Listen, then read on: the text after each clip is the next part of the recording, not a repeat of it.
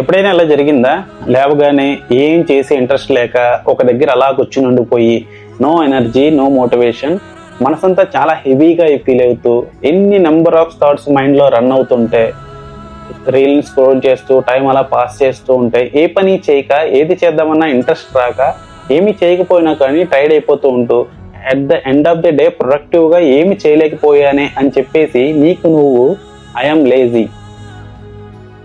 Lazy. What if I say you are not lazy, you are not careless, you are not broken, you are just tired. ఎంత tired అయిపోయారంటే no one knows you, no one sees you.